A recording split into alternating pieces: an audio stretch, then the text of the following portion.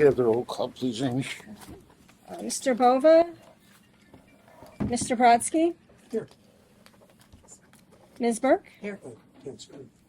Mr. Coyne? Mr. D'Elia? Here. Mr. Dodge? Here. Mr. Ford? Here. Mr. Karam? Here. Mr. Miola? Mr. Santacroce? And Mr. Saunders? Here. Thank you. We have the draft October 27, 2025 board meeting minutes. Someone care to move them for approval? Second, please. Thank you, Deb. Any discussion, comments, corrections? All those in favor? Aye. Anybody opposed? Thank you. The first item is authorization to enter into agreement with the city of Utica. Thank you. And this one I did provide handouts, and All right. folks want to follow along. Get a printout of this board, but from a distance it's hard to read. We want a nice back from us blind people. I'm trying to do my part. So for this resolution, we're seeking authorization to enter into an intermunicipal agreement with the city of Utica to replace water mains within the limits of the city of Utica's combined sewer overflow separation projects A5, A6, A8.2, and A10.2. So graphically, just to get you oriented with the city's endeavors, area A5 kind of starts along State Street, bounded by Court Street to the north, Genesee Street to the east. A6 is bounded to the west by Lincoln Ave, State Street to the east, Plant Street to the south, and A10.2 is bounded by Tracy Street and Hart Street. And then I've got a second map here.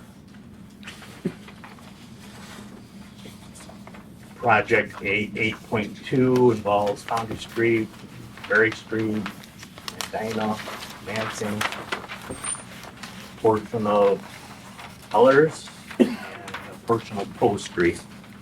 And just so the board understands what the city is looking to undertake, and it's going to be a project that will probably get started in the fall next year, but the city has combined sewers, so essentially they've got one sewer main running down the middle of the road.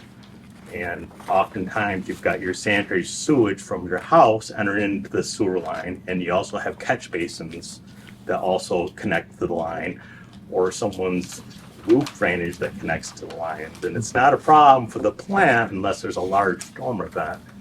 The county's water treatment plant. When there's a large storm event, then the capacity at the plant becomes occupied, used up, and some of the extra stormwater overflow goes into the Mohawk River. So the city has obtained money from the EFC, Environmental Facilities Corporation, to do separations. It's going to involve replacing the sanitary sewer, the combined main down the middle of the road, installing a new storm sewer. This would provide us an opportunity to replace our water mains, because the city will be responsible for replacing the entire roadway, reconstructing the entire roadway from curb face to curb face. So if we were to replace some of our water mains in these areas, and these water mains are vintage 1860 to 1900, we would be able to save some reasonable money. And I've provided, as part of the handout here, a couple summaries. One is a cost estimate I put together for what we anticipate would be the cost to replace our water main. Approximately 20,000 linear feet of water main would be replaced. And I utilized recent bid pricing from the town of Schuyler's Bell Hill Graham Road Water District project. Those bid prices just came in October of 2025. So I thought that they were pretty good numbers, and this is still an estimate, but construction total with a contingency, we're figuring about $4.6 million. What's the length of the project? About 21,000 linear feet total. No, but I mean in terms of years. Oh, it'll probably be done in a year and a half project Okay. time frame. So Whoa. maybe 2 years. was gonna say year and a half. It's an aggressive project. That's very aggressive. There's a second handout I provided, looks like another cost estimate, but it's entitled Cost Avoidance Summary. And what I utilize here, every year, the Water Authority bids out an annual contract to repair all of our water main patches in the city's roads. So we bid out and we retain a contractor. So the bid pricing we had for 2025, I utilized. And I figured what the paving restoration cost would be if we were to go alone and we were to replace our own water mains without the assistance or cooperation with the city's contractor. I'm estimating that would roughly cost us about $2 million for the pavement and other restoration work that would now be covered by the city's project. Okay. Any questions? Yep. Why didn't we hit the flooding zone first? What's that? The flood zones. Why didn't we hit them first? Because that's where you're getting the backup all the time. The flood zones? Yes. The city made the selection. The city did this? Yes, And- these are, These are there's from the only city? so This is a yes, city yes. project.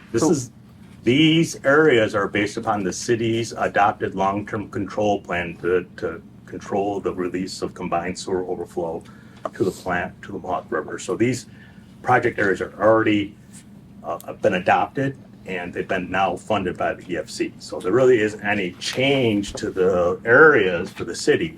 So they picked it out. They Yeah. picked it out. So we have to follow We're just piggybacking or piggyback. We've done similar things like with New York State, when they've had a Right. big project, they'll come and say, we're opening the road. You want to do anything? We just did it on Genesee Street, Right. to New Hartford. So this was an opportunity. The city is saying, we're going to do 21,000 feet of sewers. You want to replace your pipes? Well, we have 100-year-old pipes there. And this is a great opportunity because it's almost 4 miles. So they're Right. replaced for the laterals for both sewage and storm drain? That, Yeah, there's They're really no separated. storm right now. I mean, the storm ties into the one combined sanitary sewer main. So that's why the main has to get replaced as well, because you can't just disconnect all those other illicit discharges or connections, because it would be Swiss cheese. So you gotta replace the main pipe, then you gotta find room to install a storm sewer pipe. And now, within the same street limits, you've got to install a parallel water main while the existing main provides service, get that water main installed, tested, then hooked, crossed over and hooked back into, So I'm hoping that the Existing. storm sewers that they're gonna feed into are big enough for all these new, yes, it's already been up, so the plan's already conceptually completed. So now it's in its, final design. final Design. stage. It's going to the houses now. So they got enough trunk that they can feed all these Correct. new new storm sewer lines into. As I understand it, yes, Get that. yes. As a quick side note, a lot of you know that we were doing about a mile or less of main replacement every year, which would have put the whole system at about a 700-year replacement cycle. So as Bruce just said, this is almost 4 miles. If we could keep that up, it would move the system to about a 180-year replacement cycle, which is getting closer to the lifespan of a main. Vince and I will still be on the board. Any other questions regarding this? Put all your new nice copper pipes in, huh? Yes, Nice. yes. New meters, The mains will be New shut ductile off. iron, but all the services will be copper. new curb shut off and all that. New hydrants Yep. too, Hydrants. and it happens to coincide where we've got money to replace our lead service line. So we're gonna do the homeowners lead service replacement With at the same time. I think it's a great opportunity Yeah. for the city and that whole Right. area. Someone care to move the resolution as presented? Thanks, Bruce. Is there a second? Thanks, Jeff. Is there any further discussion regarding this? All those in favor? Anybody opposed? Thank you. The next item is award of a contract for generator docking station project. I'll just stand up here and I'll continue the discussion. So, over a year ago, we went and purchased a portable generator. We have certainly the need for it, obviously security concerns, emergency concerns. So now we want to outfit a lot of our pump stations with a quick disconnect unit that we can hook up quickly our new portable generator without having to do electrical work on site and tie it in through wiring. So this is a contract to outfit 16 of our existing pump stations with quick connect docking stations for our portable generator. When we first bid this project out, the bid price came in at $730,000. The second time I bid it out, $387,000. Bid it a third time, $196,500, which I think is really close to our engineer's estimate. So for that reason, I want to recommend award this contract. Any questions regarding this project? Someone care to move the resolution as presented? In seconds. Any further discussion? All those in favor? Anybody opposed? Thank you. Next, a joint. What are we doing there? Oh, this is for Phil to be able to sign checks. Any questions regarding that? Someone care to move the resolution? Thanks, Bruce. A second. Thank you, Frank. All over the place. Any further discussion? All those in favor? Anybody opposed? Thank you. Annual security update. So Jim Mack is going to take about 120 seconds, right, Jim? To just go through the annual renewal certificates, just so you know that we're keeping on top of things. Item is a certificate of completion for annual disaster recovery test. Successfully done. Second item is our score from our cybersecurity insurance company. That hasn't changed in 3 years. The third one is new. This is from BlackBerry. It's our 24/7 virus monitoring and intrusion software. That's our first score, 97.89%. And just to point out that the last two items on this list that are at 85 and 91 are now 100% also. I yield you back 85 seconds. Anyone have any questions for Jim regarding this? Just the excellence that Jim has been able to monitor and involve is the result of this board over the last about 10 years, investing significantly in the protection of our system. You have a lot to be proud of, and you've done more than most organizations, government organizations in our region have done to protect the water system. So you should be really proud. Yes. Anyone else? Thanks, Jim. Reaffirmation of workplace violence prevention policy, which is in miscellaneous in your packet. No changes. In 2026, there's going to be changes. The safety officer and I are going to sit down with the representatives from both of the unions and go through the policy and plan to see if, there's any updates. So be on the lookout for that one, but for the end of 25, it's just a reaffirmation of the existing policy. Any questions? Motion to do same. Thanks, Jeff. A second. Thanks. Any further discussion? All those in favor? Anybody opposed? Thank you. Jim? Yes, we mailed you October and we handed out November's financial reports. I'll focus on November since the most recent, they're pretty much the same. For the year, water sales is $1.6 million above the prior year, 582,000 compared to the budget. Consumption for the year is up 1%. I think in October it was a 1.5%, going down a little bit, but it seems like we're sitting right around 1% all year. Cash flow year to date, 170,000 to the good. We're up 333,000 for November.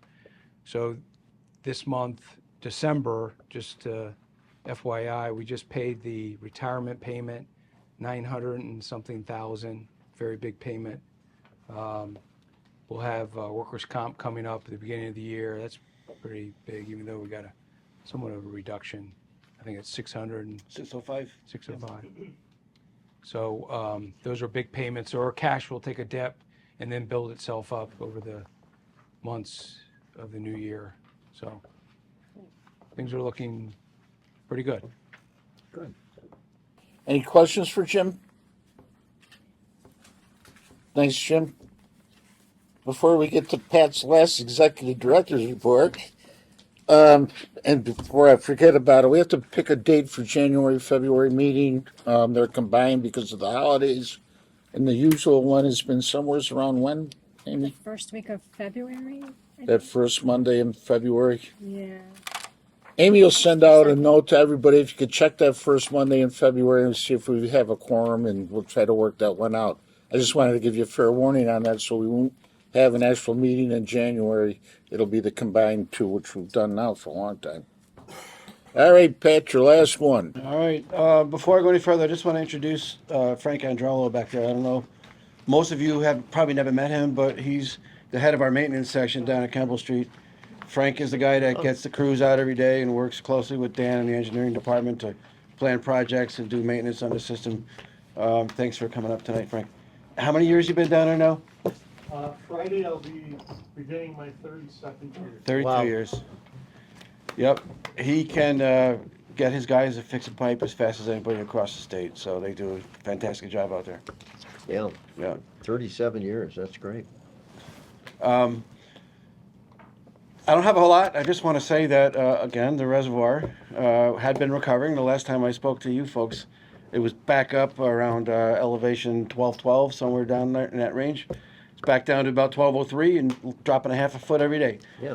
I started to write an email today to NIPA Power Authority. I'm going to copy it to the governor's office with some thoughts and recommendations, but I had to stop and take a deep breath and look at it, and I said, you know what, I'm going to wait till tomorrow to do this. I probably shouldn't do it in the frame of mind I was in at the time I started typing it. Nevertheless, an ongoing problem until that second phase of that raw water line is in place. That's going to be done probably April, maybe, Dan? Yeah, closer to June. probably. Oh, okay. It was March. Now it's And funny how that happens.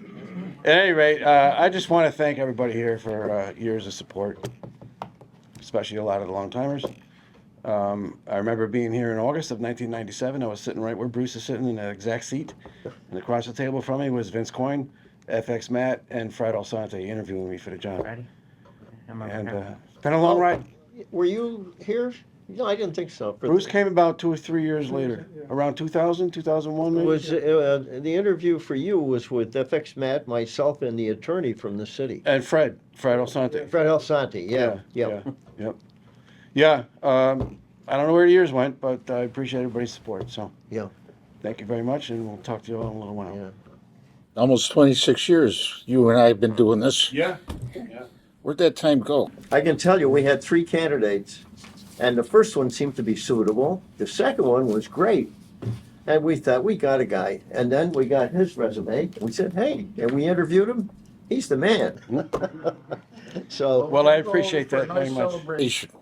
Not a retirement party. This is a celebration. Quick side note, the other candidate that they were talking to was also a front runner at another job I was applying for at the time. He and I were neck and neck here and neck there, and they gave him that job and I got this job, so worked out well for both of us.